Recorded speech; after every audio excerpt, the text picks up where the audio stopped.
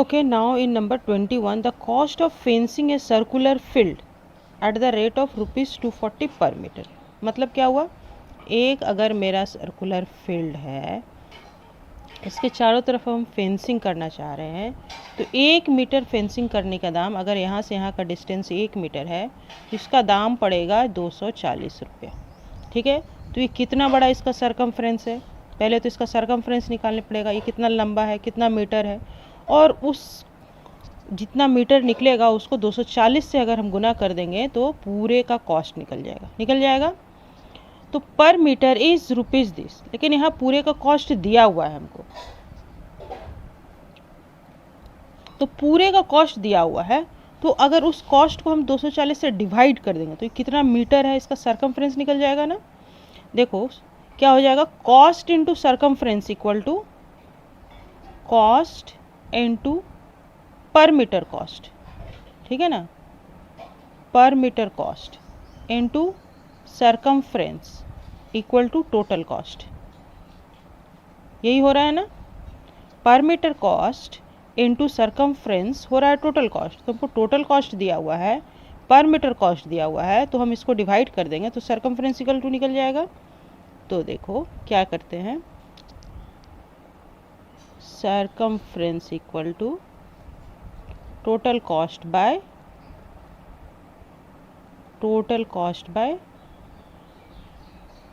पर metre cost equal to total cost है मेरा 52,800 रुपीज़ और पर मीटर कॉस्ट है ₹240। 1010 कैंसिल हो गया और ये 12 से जाएगा क्या, 12 2 24, 12 से 12 4 48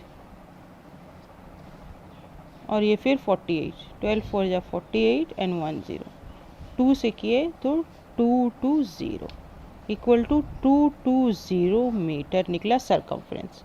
और जब सरकमफ्रेंस मालूम है हमको, मीन्स क्या, 2πr इक्वल टू सरकमफ्रेंस होता है ना, तो r इक्वल टू क्या हो जाएगा 220 डिवाइडिंग बाई 2, और ये 22/7 है ना पाई, तो 22 नीचे चला आएगा और 7 ऊपर चला आएगा, तो 22 से ये किए तो ये 10 बार में गया, 2 5 जा 10 हो गया, 7 5 जा 35 हो गया मेरा रेडियस निकल गया।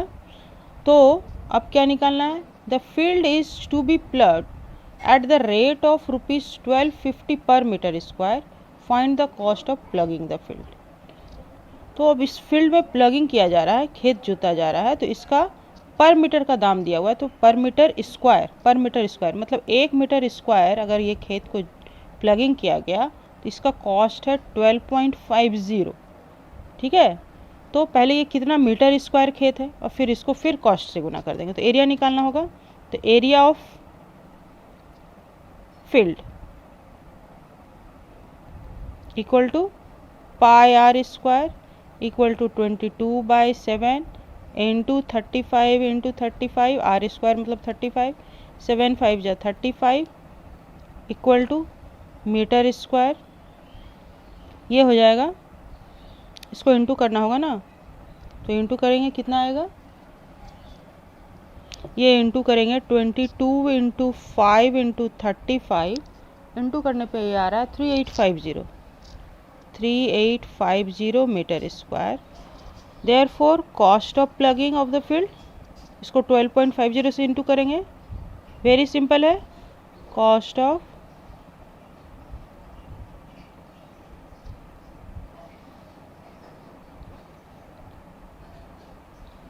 फील्ड इक्वल टू 3850 इंटू 12.50,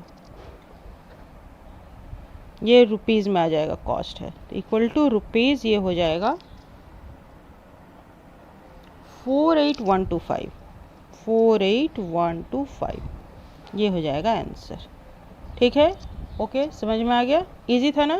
देखो कॉस्ट से पहले हम सरकमफ्रेंस निकालें, कॉस्ट से पर मीटर कॉस्ट को, टोटल कॉस्ट को हम पर मीटर कॉस्ट से डिवाइड किए, तो ये मेरा क्या निकला, सरकमफ्रेंस जब मिल गया तो हम रेडियस निकाले, रेडियस जब मिल गया तो हम एरिया निकाले, और एरिया जब मिल गया तो एरिया को हम फिर कॉस्ट से इंटू किए पर मीटर स्क्वायर कॉस्ट से, इसका प्लगिंग कॉस्ट निकालने के लिए हो गया।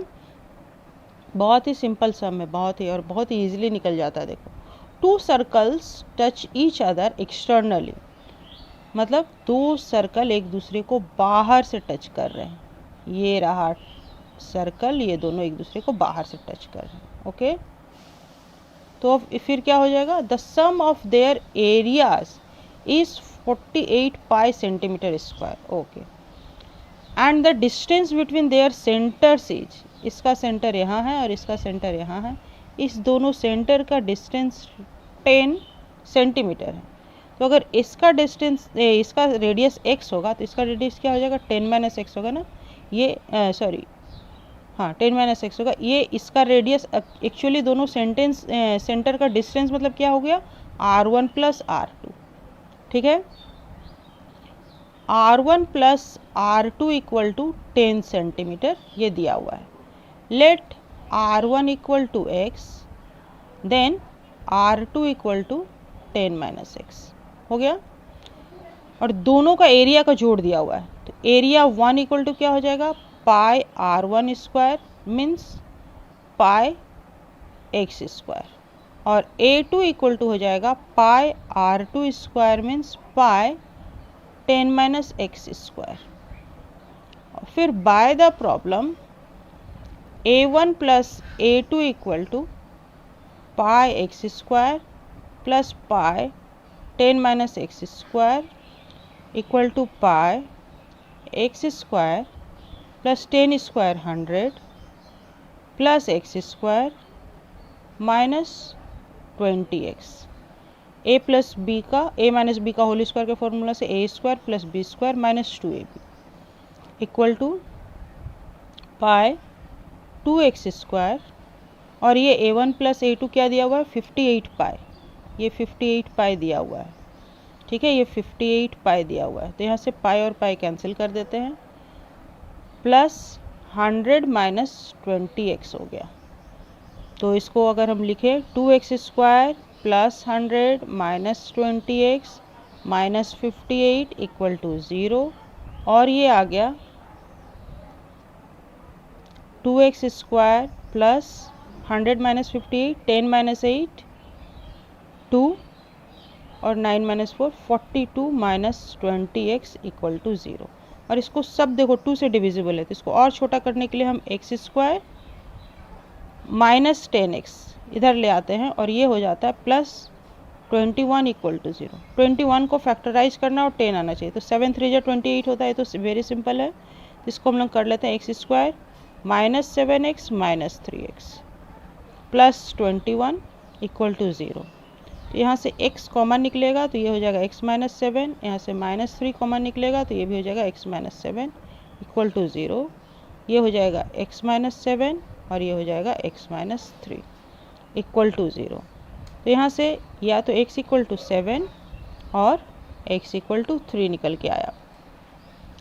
तो यही हो गया, find the radii of the 2 circles. अगर एक x का वैल्यू 7 पकड़ेंगे तो दूसरा 3 आएगा, और x का वैल्यू अगर 3 पकड़ेंगे तो दूसरा 7 आएगा। तो यही लिख लेते हैं, therefore radii of circle equal to radii of the 2 circles are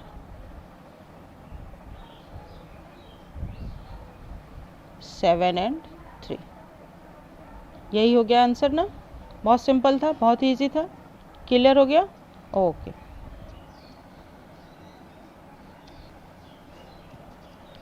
उसके बाद 23 नंबर में the given figure shows a rectangle ABCD inscribed in a circle. मतलब एक सर्कल के अंदर एक रेक्टेंगल है ABCD, along side, shows in along side. If AB equal to, ये AB दिया हुआ है 28 centimetre and BC equal to 21 centimetre, find the area of the shaded portion of the given figure. Shaded portion of the given figure का area निकालना है, मतलब क्या, circle का एरिया निकाल के रेक्टेंगल का एरिया माइनस कर देना है, यही ना। तो चलो करते हैं।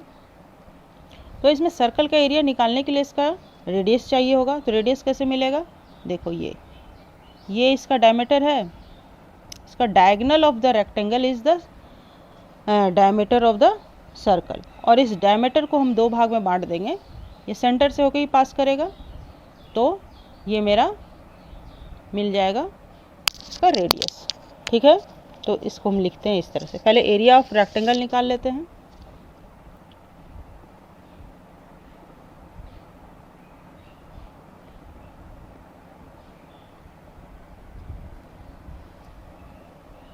तो area of rectangle equal to हो जाएगा 28 सेंटीमीटर इंटू 21 सेंटीमीटर, और ये इंटू करने पर आएगा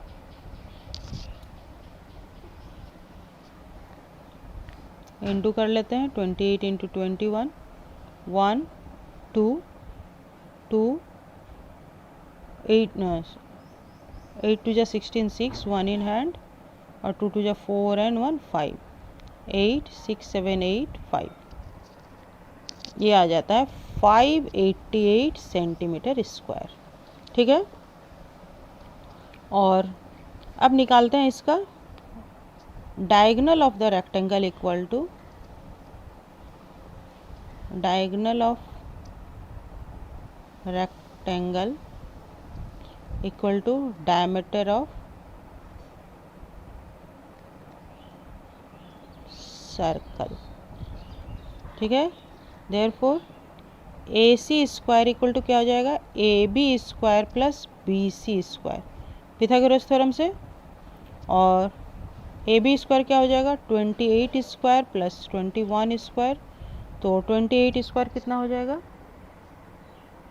ये होता है 784, और 21 स्क्वायर होता है 441, तो ऐड करने पर ये कितना आ जाएगा 4 and 1 5 8 9 10 11 12 2 1 in hand 7 8 9 10 11 12 1225 centimetre square, और ये स्क्वायर रूट होगा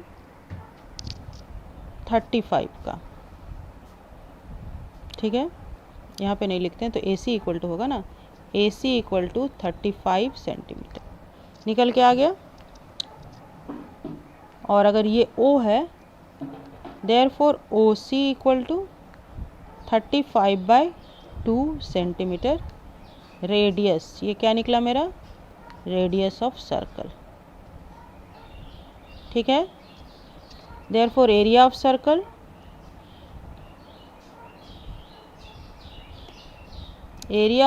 equal to pi R square, equal to pi हो गया 22/7 इंटू आर स्क्वायर में आ जाएगा 35/2 इंटू 35/2, तो 7 5 जा 35 और 2 से 11, अब ये 2 से तो नहीं कटेगा, तो ये 2 से हम किसी एक को कटा लेते हैं, 11 5 जा 55 इक्वल टू 55 कर लेते हैं, और इसी को कैंसिल करते हैं तो क्या हो जाएगा 2 1 जा 2 2 7 जा 14 एंड 2 5 जा 10 इंटू 17.5 सेंटीमीटर स्क्वायर, यही आएगा ना।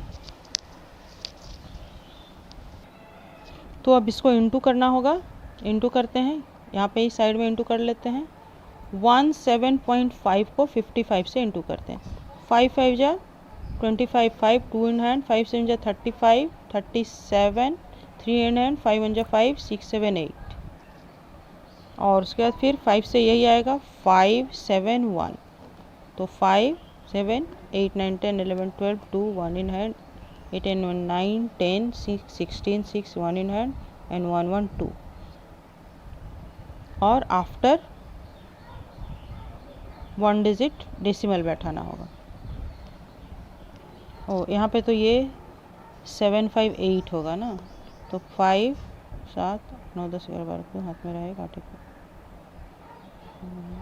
ये 962.5 इक्वल टू 962.5 सेंटीमीटर स्क्वायर। तो हमको निकालना है एरिया ऑफ शेडेड पोर्शन, वो निकाल लेते हैं।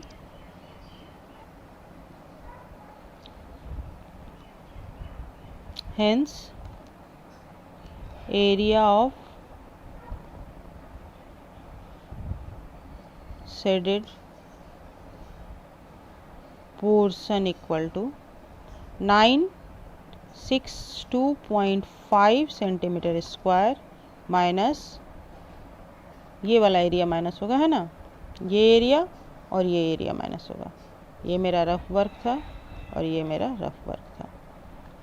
ठीक है, minus 588 centimetre square equal to, minus करेंगे तो ये 0.5 आएगा, 0.5 आएगा, और ये 12 माइनस 8 4, और यहाँ पे 5 15, 15 minus 8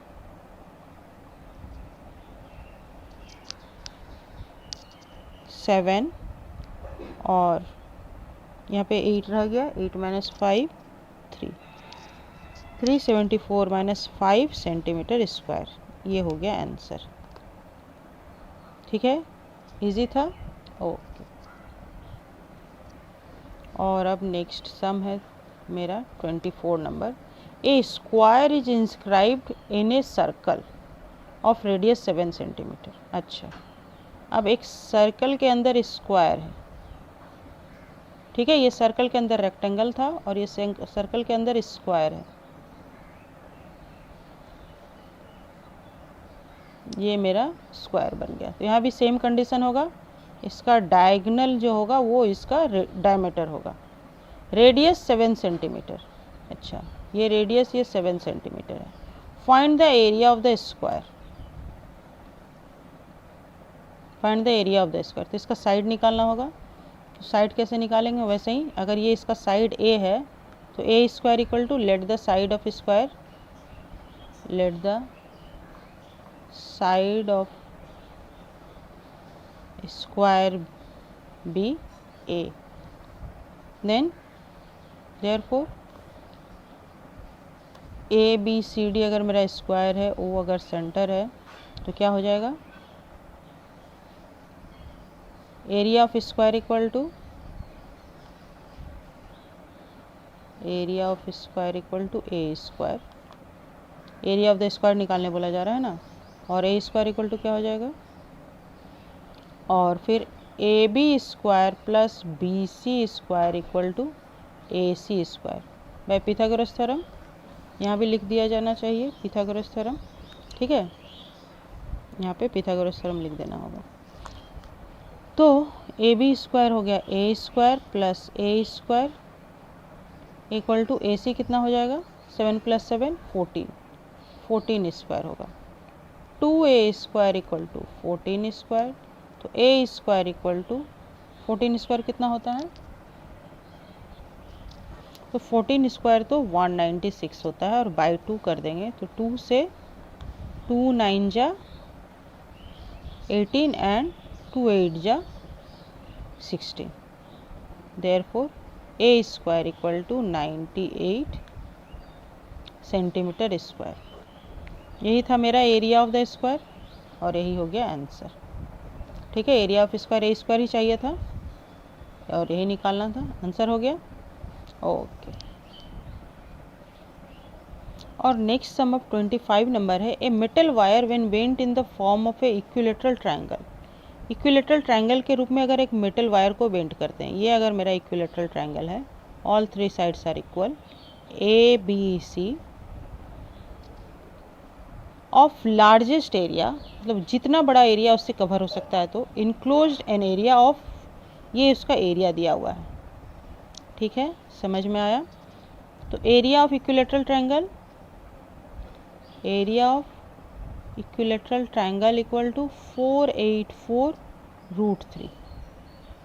if the same wire is bent in the form of a circle of the largest area, इसी तार से अगर हम एक सर्कल बनाते हैं, जितना बड़ा सर्कल बन सकता है उतना बड़ा बनाते हैं, तो find the area of this circle. तो इसका एरिया निकालना है, इसका एरिया दिया हुआ है।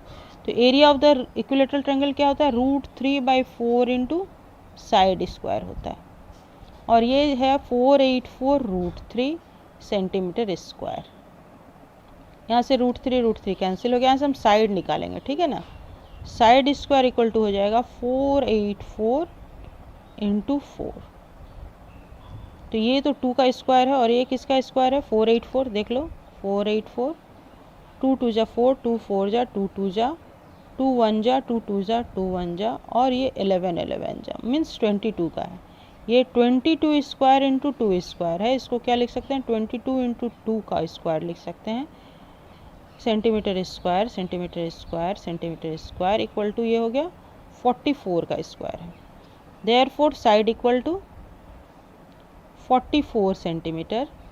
हेंस पेरीमीटर इक्वल टू, क्यों पेरीमीटर निकालेंगे? पेरीमीटर निकालेंगे तभी तो तार का लंबाई पता चलेगा, है ना। तो perimeter of equilateral triangle equal to 3 into 44 centimetre.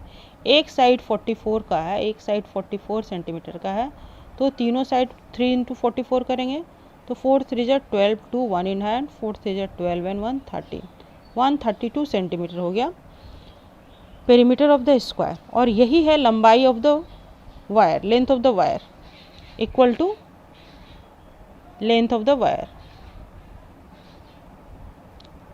Length of the wire equal to 132 centimetre. और करके लिख दो, और length of the wire equal to 132 centimetre. और यही 132 सेंटीमीटर क्या हो गया? Perimeter of the circle. Hence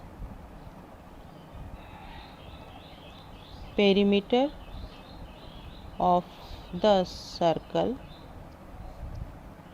equal to 132 centimetre. तो पेरीमीटर का क्या फॉर्मूला था? 2 pi R equal to 132 centimetre. तो यहाँ से आर निकलेगा 132 by 2 into 22 into 7,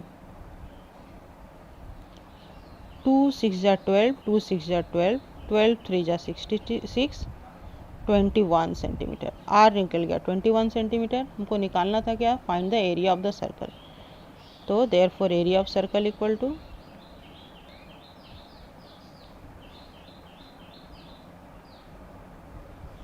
area of circle equal to pi R square. या इधर भी कर सकते हैं, area of circle equal to pi R square equal to pi का वैल्यू हो गया 22/7 और आर मेरा कितना निकला है? 21 इंटू 21, 7 3 जा 21, तो ये 66 into 21 centimetre square equal to 66 से 21 इंटू कर दिए, 6 और 6, 6 जा 12, 2 1 इन हैंड, 6 2 जा 12 and 1 13, 6 6 7 8 3 1 equal to 1386 centimetre square. यही हो गया मेरा फाइनल आंसर। निकल गया, इजी था। ओके, और ये एक्सरसाइज भी फिनिश हो गया आज। ठीक है, ओके।